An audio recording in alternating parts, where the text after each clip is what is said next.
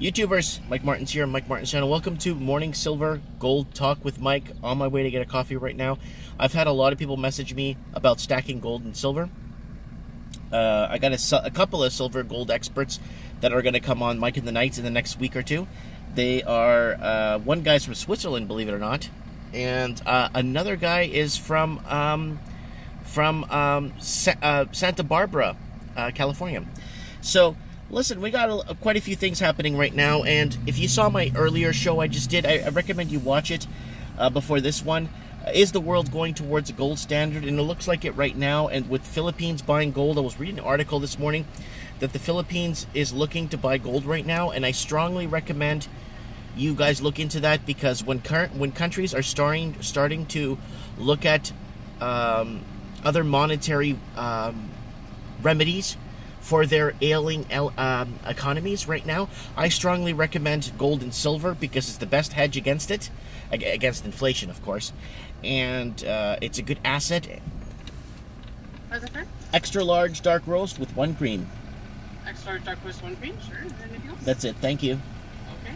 Did you want to round up to $3? Help send those. Sure. Anyways, okay, so what else is going on? Okay, so now that Philippines is buying gold, they're smart. They got a good president, like a hard rock president that doesn't play games and wants to fix his country. And you know what? They're buying gold, and it's a good visual thing to see. A lot of countries don't have physical gold. They have gold backing papers, so you got to watch out for that. A lot of countries have backed up papers that say they have gold. Now, people are asking me, how much gold do I need to own, Mike? How much gold, how much silver should I stack? Remember, guys, I'm not a financial expert. I don't know anything, and do not take my advice. But if you have a $100,000 portfolio, I recommend 7% of it to be gold, and I recommend 3% of it to be silver. Hi. Hi. Yes. Thank you. Have a good day. Bye. See you. Oh, everyone's in such a good mood this morning. It's sunny. It's beautiful. It's Happy Friday. So, okay. Now, do not buy paper stock when it comes to gold certificates. You don't buy gold certificates, and you don't buy silver certificates. You got Deutsche Bank with a ton of people trying to get their gold that they bought on a certificate, that they own the gold on certificate, on file, so if someone robs their house, the gold certificates mean nothing if it's not the real person, right? And it was a clever way to steal people's money and tell them you have an ounce of gold without having it in their reserves. Now, a lot of people are asking for their gold back, just day-to-day people, average Joes, wanting their gold back and wanting to put it in their homes. And now the bank's just telling them to get lost. So that's what happens, guys, when you know, the big guy always has the upper hand when it comes to, you know, they got the lawyers, they got the big time everything, so there's really nothing you could do on something like that, right? I don't even know if those gold-backed certificates are even insured through some of those big banks. I don't even know, right? So, how much silver? Stacking silver is important. I've been stacking silver and gold for so many years now. I used to buy on dips here and there, a dip here and there, a dip here and there.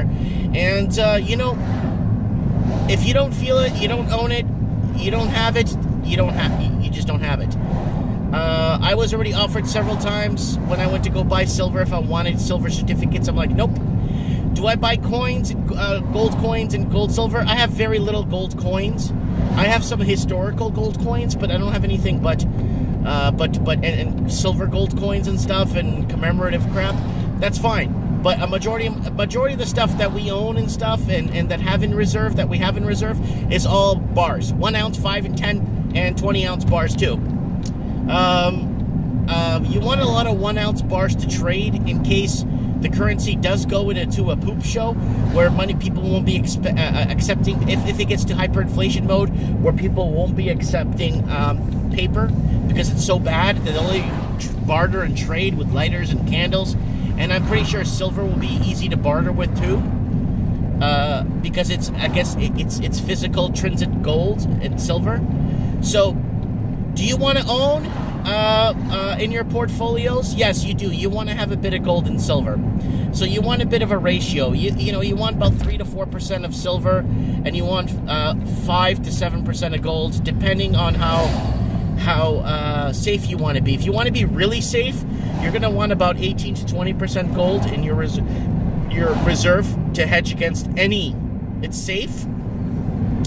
And you're going to want about 30% silver. So those are big numbers, and that's a lot of one. That's a one-sided. It's a very one-sided portfolio, guys. If you have it like that, so then you probably have a few energy stocks, a little bit of oil, and some other things. But I'm not too big on the physical stuff. I have enough to get me plane tickets out of the country. I have enough to get me going for a couple of months if needs be. I'm not too worried about stacking that much of it. But it is good to have. It's always good to have. It's always good to have a diverse portfolio. But like in the first video I did, is the world headed towards a global gold backing? And I think it is. Watch out for the paperback stuff. Do not buy paperback stuff. Please do not buy paperback stuff. Oh, here's your 10 ounces of silver. Here's your certificate. No, you can't even wipe your butt with it because it's useless. Take your time. Do your research, guys. Don't listen to me. I'm giving you guys ideas, tips, ideas to think outside the box and have a very diverse and healthy portfolio. So people that are saving towards a nest egg aren't so heavily leveraged on, you know, certain things. I'm going to be very frank with you guys. I am heavily leveraged on oil, and I am for the reason of I just believe, and I watched a Peter Schiff report the other week. 2 weeks ago I saw him, and he said that he even believes that oil is severely undervalued. Now, let's go to this scenario. All currencies start getting backed by gold. They start going off the US standard. Fine, right? So all currencies and countries start backing up their currency with gold. Fair enough. But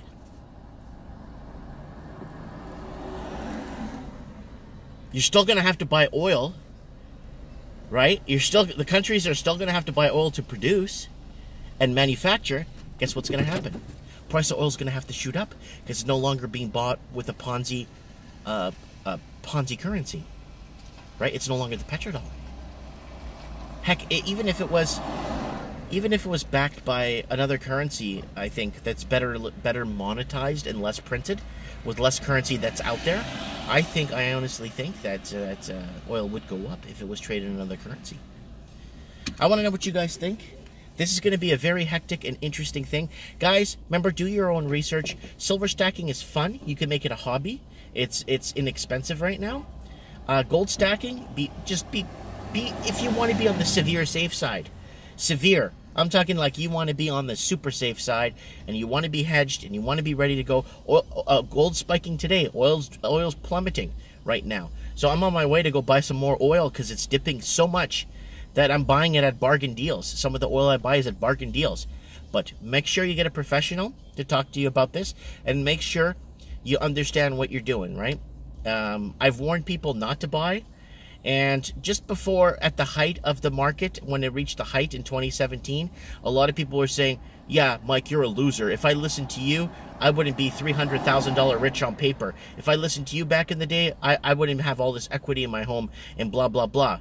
And now, anyone that bought in the last 1, 2, and 3, and now looking at the 4th year, are hooped. Yeah, they're hooped. So now 4th year people are starting to look at it, provided they didn't tap into their equity in their homes. They might be hedged okay if they put a big enough down payment. They might not be underwater. But the way things are looking right now, a lot of people are hooped. So the people that had that equity in their homes and they spent it, they're in a lot of trouble right now.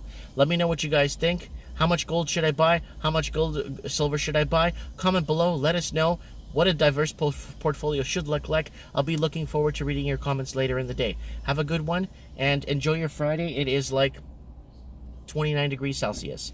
Thank you for watching.